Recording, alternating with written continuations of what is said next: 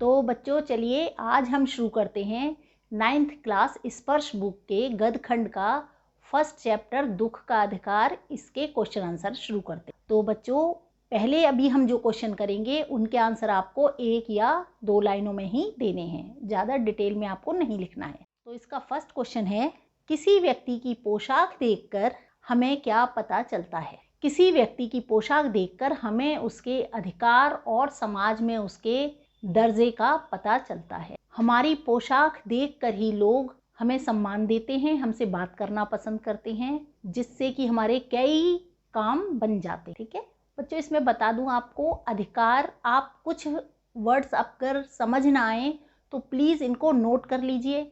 अधिकार मतलब उनके राइट्स और दर्जा मतलब कैटेगरी, हमने पढ़ा था इसके सारांश में। आपको ये सब आंसर में नहीं लिखना है, आंसर आपको शॉर्ट में ही लिखना है, लेकिन आपको समझाने के लिए मैं बता रही हूँ कि समाज में उनका जो दर्जा और अधिकार है वो पोशाक से पता चलता है।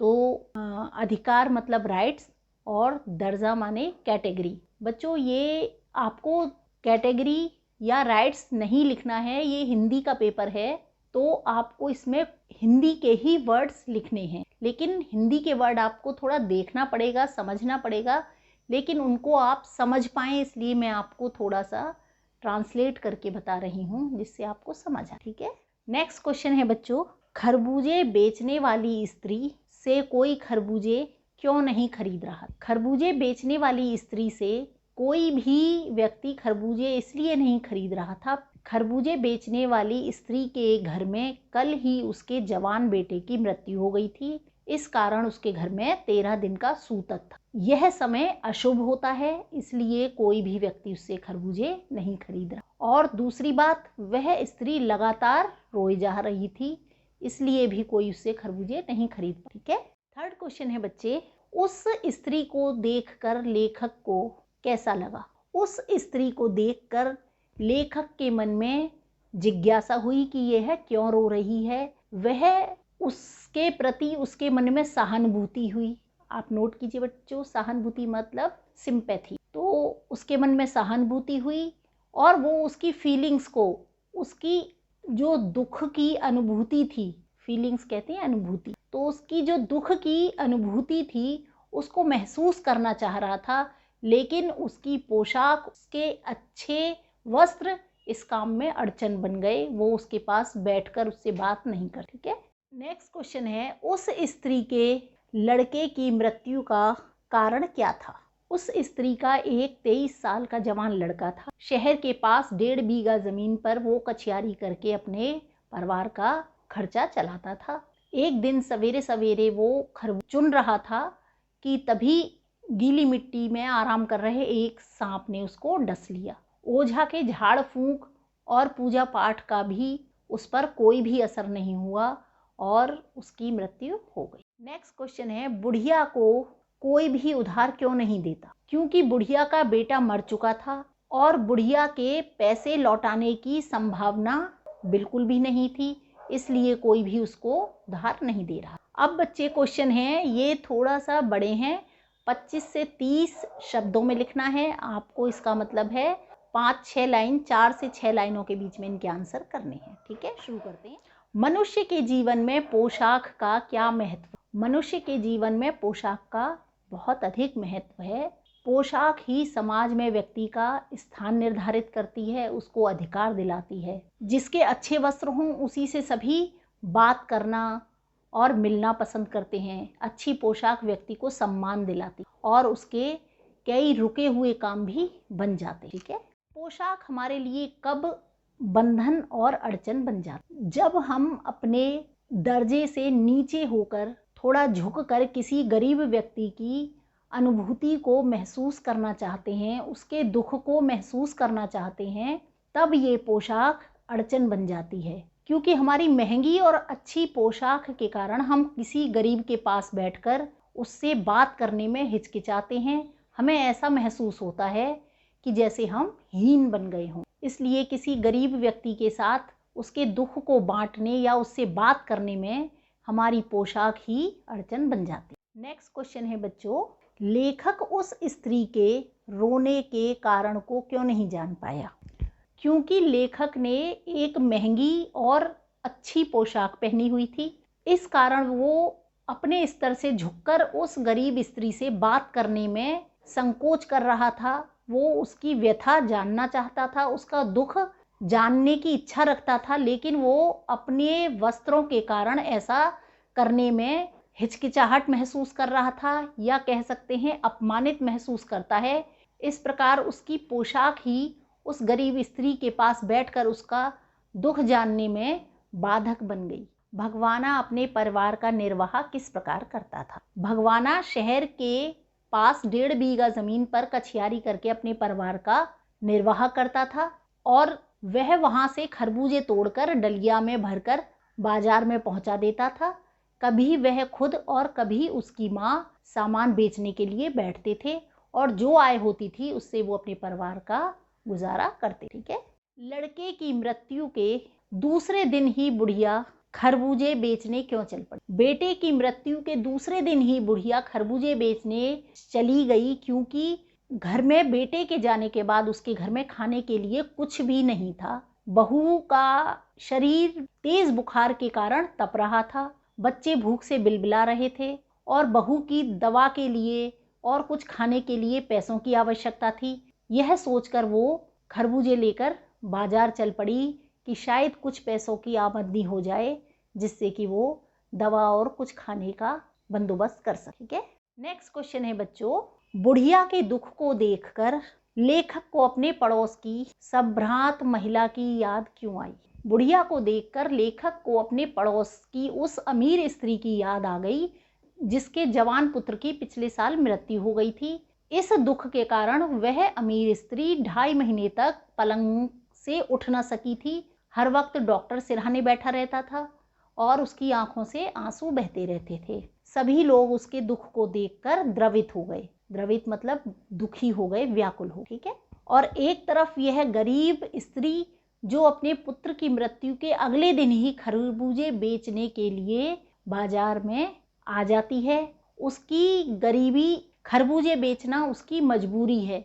सही कहा है, सही बात है कि शोक मनाने के लिए भी सहूलियत चाहिए। गरीबी और परेशानियों के चलते गरीब लोग बैठकर शोक भी नहीं मना सकते, क्योंकि उन्हें घर की गरीबी और खाने पीने की चिंता उन्हें बैठकर शोक मनाने की भी सहूलियत नहीं देती। बाजार के लोग खरबूजे बेचने वाली स्त्री के बारे में क्या क्या कह रहे थे, अपने शब्दों में लिखिए। इसमें बच्चे जो भी उस बुढ़िया को देखकर जो संपन्न दुकानदार थे वो उसके बारे में क्या अपशब्द बोल रहे थे, है ना, कि क्या गलत बोल रहे थे, वो आपको अपनी भाषा में लिखना है। लिखना वही है। तो क्या कह रहे थे? एक पहला व्यक्ति कहता है, अरे इन लोगों का क्या है, ये तो कमीन है, रोटी के टुकड़े पर जान देते हैं, इनके लिए तो रोटी ही सब कुछ है, किसी भी रिश्ते का कोई महत्व नहीं है। दूसरा व्यक्ति कहता है, अरे इनका तो कोई धर्म ईमान नहीं है, अपने घर में सूतक होने पर भी यह खरबूजे बेचने आ गई ही है, अपना नहीं तो दूसरों के धर्म ईमान का तो ख्याल करना चाहिए। एक और व्यक्ति क्या कहता है, अरे क्या जमाना आ गया है, जवान लड़के को मरे अभी 1 दिन भी नहीं बीता और बेहया यहाँ दुकान लगाकर बैठी। इतना गलत उसके बारे में बोलते हैं, जबकि उसकी मजबूरी, उसकी गरीबी समझने का कोई भी प्रयास नहीं करता। एक और व्यक्ति है जो कहता है कि जैसी नीयत होती है वैसी ही बरकत हो। मतलब ये पैसे के लिए, इसका मतलब समझे, जैसी नीयत होती है वैसी ही बरकत होती है। मतलब ये पैसे के लिए इतनी लालची है कि यहाँ पर दुकान लगा कर बैठी है, तब भी ये गरीब ही है। बच्चों ये क्वेश्चन जो हम कर रहे हैं, इस क्वेश्चन से हमें डिटेल क्वेश्चन हैं, ये 50-60 शब्दों में लिखना है। मतलब कि आपको 6 से 8 लाइनों के बीच इनके आंसर करने। ठीक है। पास पड़ोस की दुकानों पर पूछने पर लेखक को क्या पता चला, है ना, बुढ़िया के बारे में उसने पता किया तो उसे क्या पता। पड़ोस की दुकान पर पूछने पर लेखक को पता लगा कि उसका एक 23 बरस का जवान लड़का था, जिसकी पत्नी और 2 बच्चे घर पर हैं। वह शहर के पास 1.5 बीघा जमीन पर कछियारी करके अपने परिवार का निर्वाह करता था। इसके लिए वो पके हुए खरबूजों को डलिये में डालकर बाजार जाता था और वहाँ पर बुढ़िया या उसका पुत्र अपना सामान बेचते थे।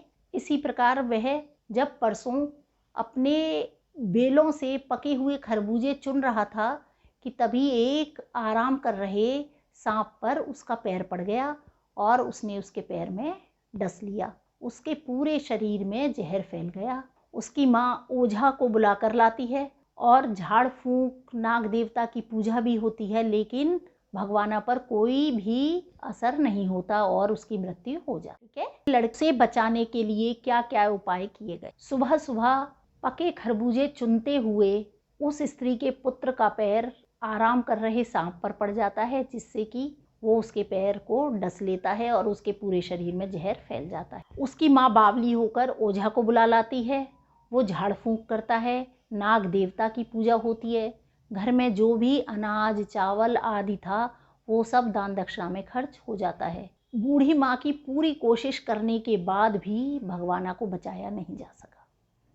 नेक्स्ट क्वेश्चन है, लेखक ने बुढ़िया के दुख का अंदाज़ा कैसे लगाया? लेखक ने जब बुढ़िया को रोते हुए देखा तो उसके दुख का अंदाज़ा लगाने के लिए लेखक को अपने पड़ोस की उस अमीर महिला की याद आई जिसका पुत्र पिछले वर्ष मर चुका था। उसके दुख में वह 2.5 महीने तक बिस्तर से उठ न सकी थी और सिरहाने लगातार एक डॉक्टर बैठा रहता था। उसके दुख से सभी लोग द्रवित हो गए थे। उसका दुख देखकर मतलब सभी व्याकुल हो गए थे। लेकिन एक यह स्त्री है, यह गरीब स्त्री है जिसे अपने पुत्र के मरने का दुख मनाने का भी अधिकार नहीं है, इसको शोक मनाने की सहूलियत नहीं है और सारा दुख अपने अंदर समेटे ये यहाँ पर खरबूजे बेचने आई है। खरबूजे बेचना इसकी मजबूरी है। नेक्स्ट क्वेश्चन है बच्चों, इस पाठ का शीर्षक दुख का अधिकार कहाँ तक सार्थक है? स्पष्ट। इस पाठ का शीर्षक दुख का अधिकार सर्वथा उचित है, क्योंकि दुख मनाने का अधिकार सभी को नहीं मिल पाता है। निर्धन व्यक्ति को दुख मनाने का अधिकार नहीं है, केवल संपन्न वर्ग ही दुख मना सकता है क्योंकि उसे दुख मनाने की सहूलियत होती है। गरीब व्यक्ति को तो उसकी आर्थिक स्थिति और खाने कमाने की चिंता ही दुख मनाने की सहूलियत नहीं देती।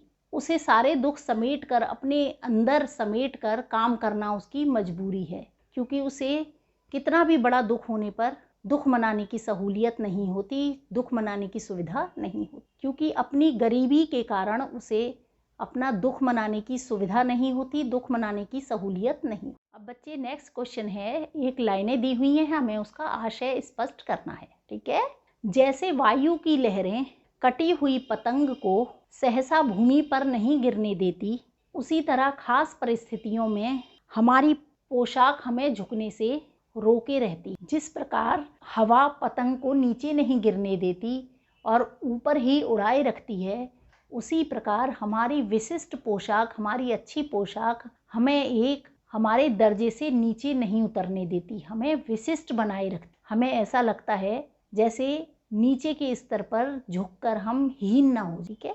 नेक्स्ट है, इनके लिए बेटा बेटी खसम लुगाई धर्म ईमान सब रोटी का टुकड़ा है। यह बेटा अमीरों द्वारा व्यंग किया गया है गरीबों पर कि इनके लिए किसी भी चीज़ के कोई मतलब नहीं है, रिश्तों का कोई महत्व नहीं है, इनके लिए तो सब कुछ रोटी का टुकड़ा है, जिसके लिए ये अपने धर्म ईमान की भी परवाह नहीं करते। नेक्स्ट है बच्चों, शोक करने गम मनाने के लिए भी सहूलियत चाहिए और दुखी होने का भी एक अधिकार हो। बच्चों इसमें भी एक व्यंग है कि गरीब व्यक्ति को दुख मनाने का अधिकार नहीं है। उसको ना तो दुख मनाने की सुविधा है, ना सहूलियत है और ना उसके पास इतना समय है। उसे तो अपने रोजी रोटी के चक्कर में उलझे रहना पड़ता है, लगे रहना पड़ता है। इसलिए कह सकते हैं कि दुख मनाने का अधिकार केवल संपन्न वर्ग को ही है, वही इसे एक अधिकार की तरह लेता है। गरीबों को दुख में भी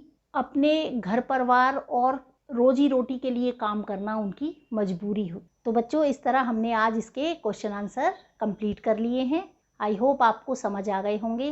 तो बच्चों इस चैप्टर से आपने क्या सीखा बताओ? हमने सीखा कि हमें बेवजह किसी को जज नहीं करना चाहिए, है ना। उसकी पता नहीं क्या मजबूरी हो, किस लिए वो ऐसा कर रहा हो, तो बिना कुछ जाने समझे हमें किसी को जज नहीं करना चाहिए।